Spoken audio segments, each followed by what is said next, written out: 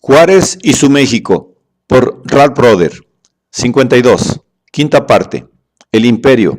7. Los 5 meses subsiguientes al advenimiento del emperador fueron un lapso crítico para los patriotas. Un lapso que puso a dura prueba su constancia, porque la adversidad no había llegado aún a convertirse en costumbre. El programa francés minaba las defensas, nulificaba la táctica, la derrota era clemente y sensata, y la amnistía les facilitaba una retirada oportuna a la razón y la seguridad. El programa francés minaba las defensas, nulificaba la táctica y cercenaba el área siempre más menguada de resistencia militar, política y moral con que Juárez contaba para desgastar, fatigar y frustrar al invasor.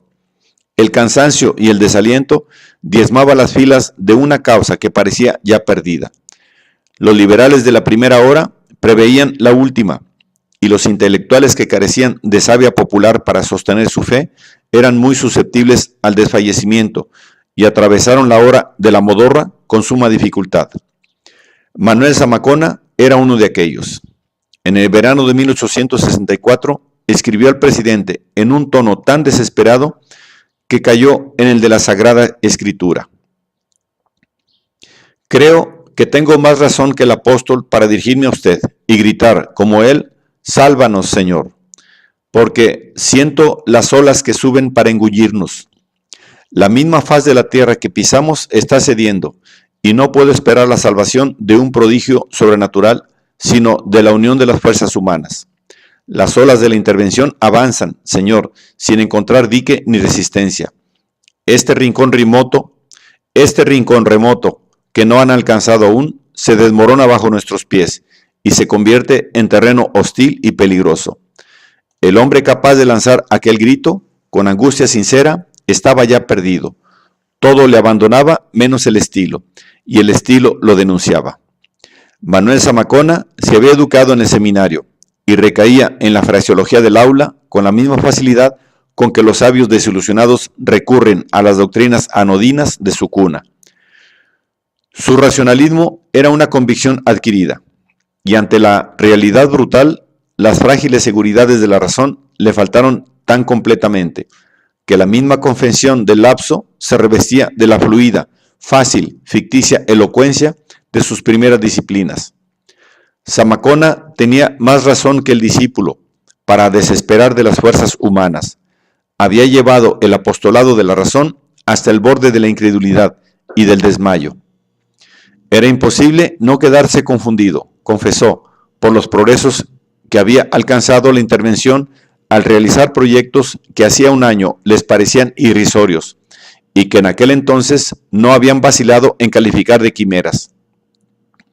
En el lapso de un año, los patriotas habían caído de la altura gloriosa a la cual los héroes de Puebla los habían elevado. Habían perdido todos los grandes centros del interior y, peor aún, los fáciles triunfos de las armas francesas aseguraban a estas una conquista moral no menos rápida.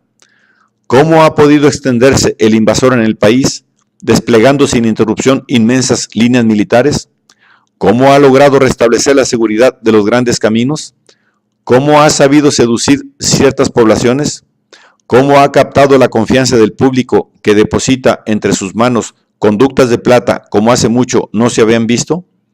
Ha logrado, con un sistema sabio, si no captar las simpatías de los mexicanos, entibiar por lo menos la defensa nacional. Nuestro gobierno se halla relegado en un rincón del país ignorado por las poblaciones. La defensa, sustraída a la acción del gobierno, ha tomado un carácter anárquico y destructor, fecundo solo en ruinas y en mal renombre para nosotros. En el curso de este medio año no hemos hecho nada contra el enemigo, pero hemos dejado que haga mucho contra el país y sus habitantes. Sus convicciones vacilaban y la queja se volvía una requisitoria.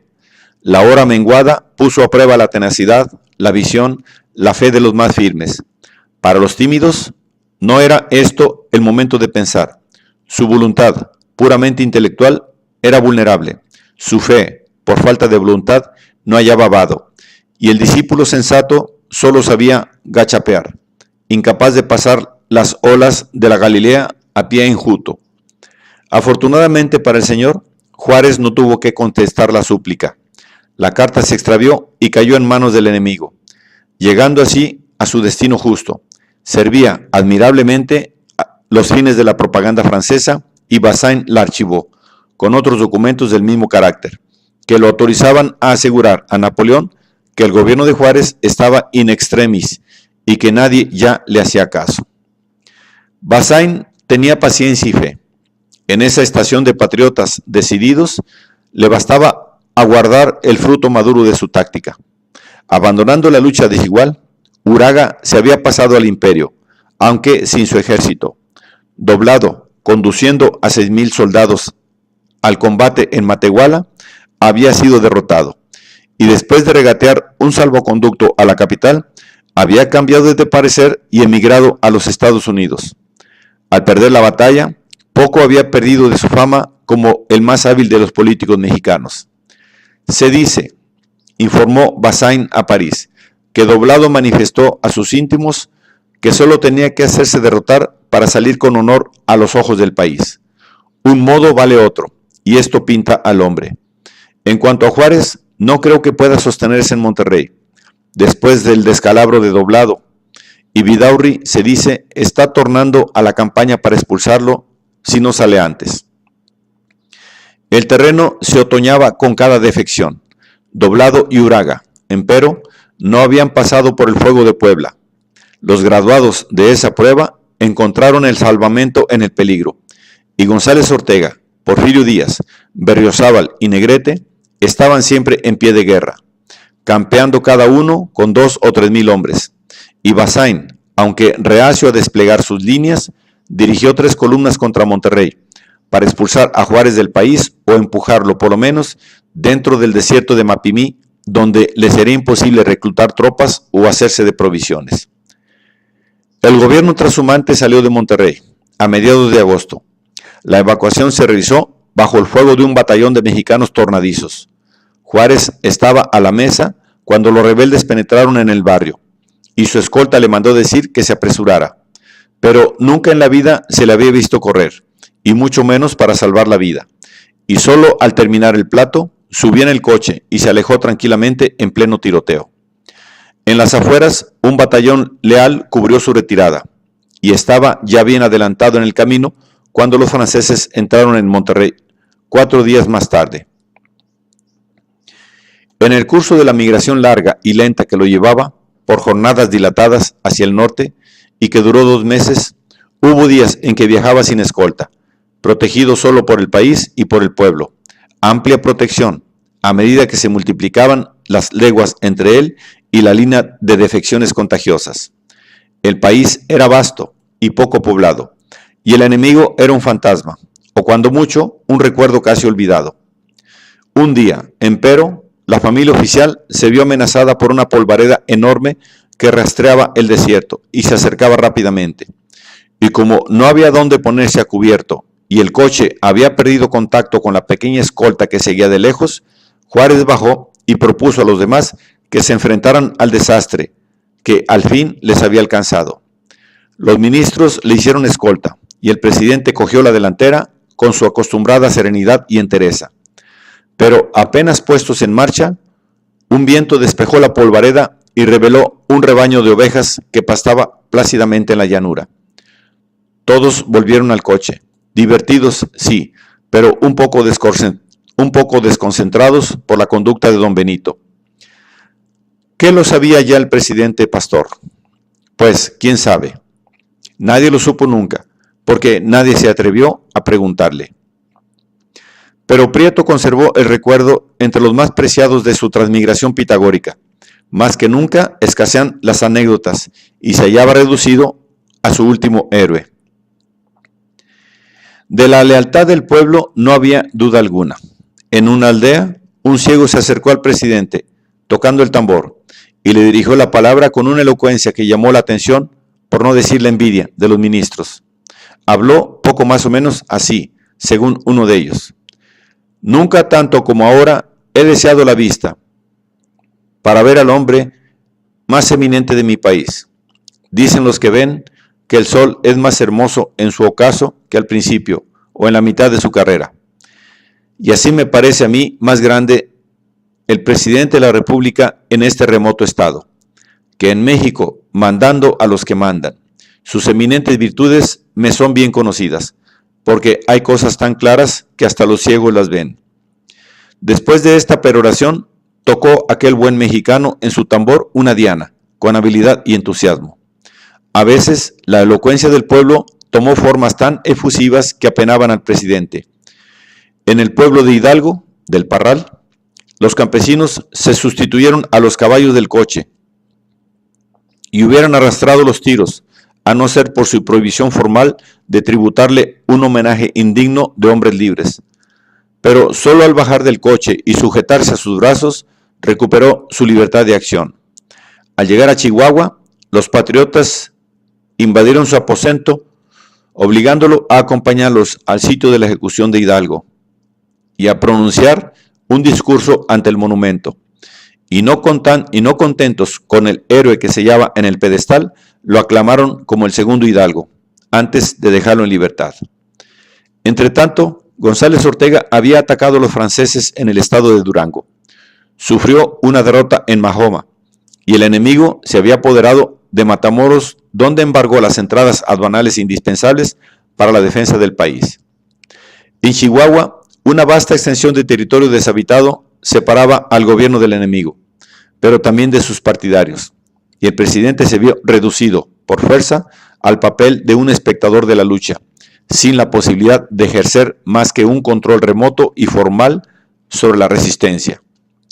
Siguiendo de lejos la expansión de las fuerzas francesas, los esfuerzos aislados de las suyas y sus repetidas derrotas, recibiendo noticias atrasadas de reveses recientes, reparando los descalabros con pocos y precarios recursos, dando ánimo a los combatientes con una correspondencia lenta e irregular con los centros de resistencia, Juárez tuvo que poner a contribución todos sus recursos para sostener la confianza de su causa. Pero donde quiera que se radicaba, todo el mundo sabía quién era.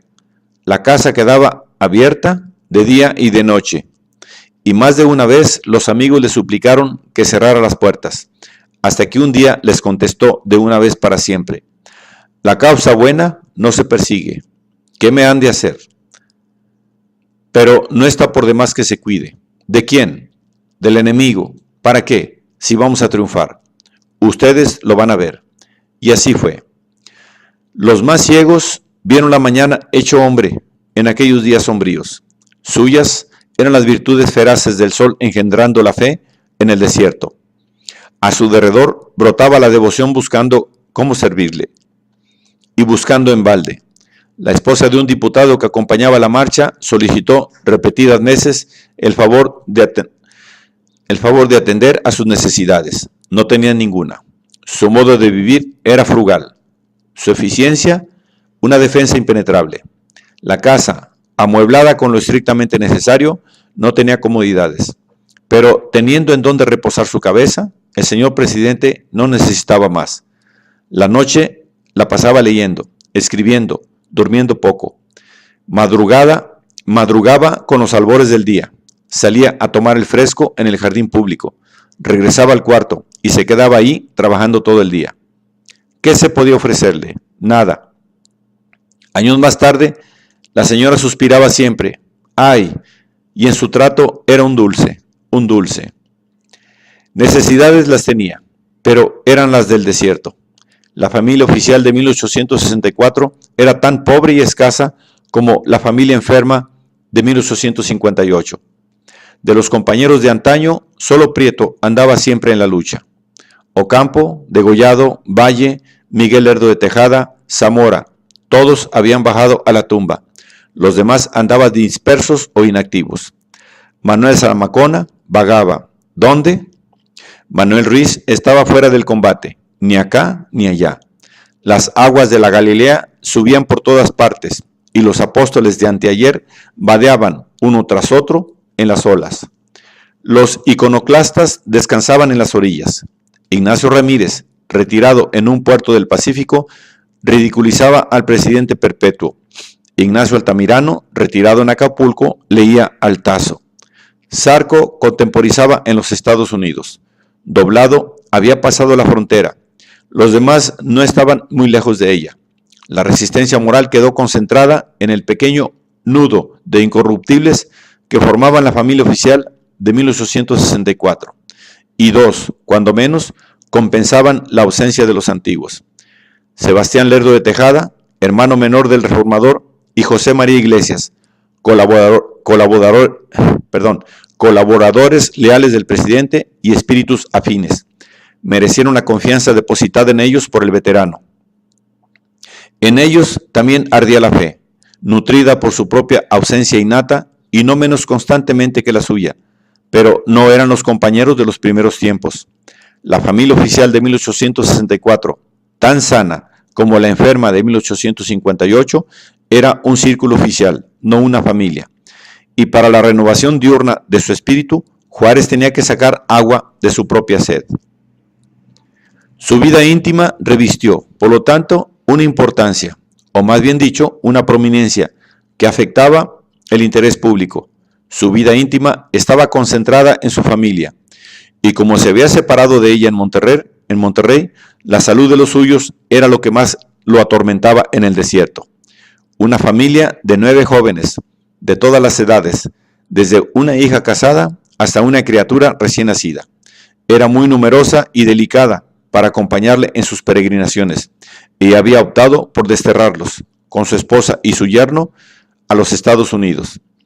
Al llegar a Chihuahua, no había tenido comunicación con ellos durante los 2 meses que pasó en camino, y no supo disimular su inquietud. He tenido un tormento continuado, confesó, por no saber de la suerte de ustedes. Había desterrado su mismo ser. En Chihuahua transcurrieron otros 2 meses antes de recibir sus noticias, y al saber que habían llegado sanos y salvos a Nueva York, salió, como lo expresó, del estado casi de desesperación en que estaba. El correo, más que un alivio, le aportaba su liberación, y el ánimo transido recobró inmediatamente su serenidad normal. Escribiendo a su yerno, celebró la feliz ocurrencia, dándole las últimas noticias de México, minimizando las malas y exagerando las buenas, ya que los ausentes merecían las mejores. Este Chihuahua es un calabozo en que se está en rigurosa incomunicación, pero no está lejos el día en que nos abramos paso a bayonetazos para el interior. Después de la derrota que los franceses dieron a nuestras tropas el día 21 de septiembre en La Mahoma, cerca de Durango, quedaron ellos tan mal parados que desde entonces no han podido formalizar su expedición sobre este estado, y nos han dado tiempo para irnos reponiendo. Perdimos la acción cuando teníamos todas las probabilidades de nuestro lado, porque el señor González Ortega no metió en el combate todas las fuerzas, sino una parte pequeña que peleó con heroísmo, y la otra, que era la mayor, quedó formada y se retiró en orden, sin haber disparado un tiro.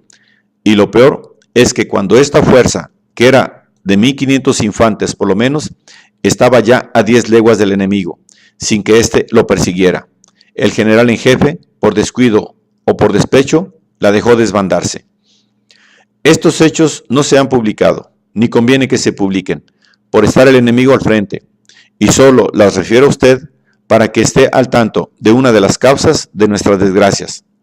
Ortega vive ahora aquí, retirado en su casa. Ha estado listo, sin embargo, para haber pedido que le entregara yo el mando, dizque porque ha terminado mi periodo. No leyó la Constitución y quedó en ridículo. A pesar de la miseria de nuestra hacienda, trabajamos activamente para reparar nuestras pérdidas. Todos nuestros jefes que operan en distintos lugares de la República están alentados y llenos de entusiasmo, y espero que en el año inmediato mejore nuestra situación, ya sea porque avancen nuestras fuerzas en sus operaciones, ya porque Napoleón retire todas o parte de las suyas, o ya porque a Maximiliano le falten los recursos, porque no ha de ser él quien ha de hacer los milagros que nosotros logramos para sostener una prolongada lucha. Pero el milagro era posible porque su familia estaba a salvo. Siento mucho que el equipaje de ustedes se haya perdido, pero con tal que ustedes se hayan salvado, no importa lo demás, porque es reponible la pérdida. Las noticias de Nueva York parafraseaban las de México y viceversa. La familia era la célula orgánica de la nación y el bienestar de la una era indispensable a la defensa de la otra. Entre su vida privada y pública, la línea divisoria era tan reducida que resultó imaginaria, y su espíritu inquieto la cruzaba constantemente. Yo no he sufrido menos por la ausencia de ustedes. Sin embargo, la fortuna no nos ha abandonado del todo. Supuesto que hasta ahora no se ha desgraciado ninguno de nuestra numerosa familia, y que cuento con usted que la cuidará. Escribió 3 semanas más tarde a Santa Cilia. Esto es mi mayor consuelo. Cuando todo iba mal de un lado de la frontera, anticipaba intuitivamente un desastre correspondiente del otro. Un desastre que, trastornado el equilibrio, acabaría con su resistencia. Y en los primeros días del año nuevo, que tan fausto se anunciaba, vino el golpe. Indirectamente supo que su hijo predilecto estaba enfermo de gravedad. Le dio un salto el corazón, le dio un salto el ánimo, con el presentimiento infalible de la conclusión, y escribió a Santa Cilia, que he comprendido que solo por no darme de golpe la funesta noticia de la muerte del chiquitín, me dice que está de gravedad, pero realmente mi Pepito ya no existe, ¿no es verdad? Y considerará usted todo lo que sufro por esta pérdida irreparable de un hijo que era mi encanto, mi orgullo y mi esperanza. Se disculpó por los borrones, su cabeza estaba perdida. Sin embargo, 3 días más tarde siguió escribiendo como si no le hubiera pasado nada. Se negó a ceder a sus presentimientos y, desterrando la sombra de su espíritu y escudándose con una finta saludable, se figuraba a sus hijos caminando como siempre a la escuela y los recomendó atentamente al tutor. No los ponga bajo la dirección de ningún jesuita ni de ningún sectario de ninguna religión. Que aprendan a filosofar.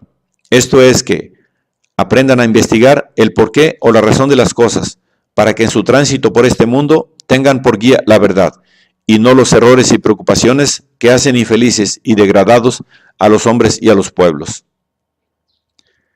Sacaba su defensa de su experiencia más profunda. Él también había pasado por el seminario, pero en la hora menguada, que lo había alcanzado al fin, no le faltó su fe en la razón. Pasaron 3 semanas antes que volviera a escribir, 3 semanas de ansia silenciosa. Se disciplinaba, disponiéndose para lo peor y esperando la confirmación con firmeza. Pero su ignorancia, su certeza, su premonición no lo dejaban en paz. Y pese a la resolución de recibir el golpe filosóficamente, se encontraba sumido en una tristeza profunda, pendiente del correo que calmaría su angustia o la acrecentaría con una confirmación a la cual no sabía conformarse aún. Y al recibir la sentencia, no le quedó viso de filosofía. Es mucho lo que sufre mi espíritu y apenas tengo energía para sobrellevar esta desgracia que me agobia y que casi no me deja respirar. Murió mi adorado hijo, y con él murió una de mis bellas esperanzas. Esto es horrible, pero ya no tiene remedio. Y como los males nunca llegan solos, se inquietó por su esposa. Ahora me aflige la salud de Margarita, que no es buena. Yo le escribí consolándola, aunque en materia de sentimientos poco valen los consejos. Haga usted, por su parte, todo lo posible para fortalecer su espíritu e inclinarla a la conformidad. Fue cuanto supo decir. Acompañó la carta con las últimas noticias de México. No había nada que valiera la pena comunicar. Su fuerza de voluntad quedó inquebrantable, pero apenas bastaba para sobrevivir a una prueba que casi acabó con su paciencia. Su familia oficial le rodeaba con solicitud y condolencia, pero aquella tenía el mérito intolerable de estar sana y salva. Durante semanas, durante meses, su dolor sofocado siguió mermando el tono compasado de sus cartas, y el nombre de su inolvidable Pepe cortaba todavía su respiración y la congruencia de sus ideas.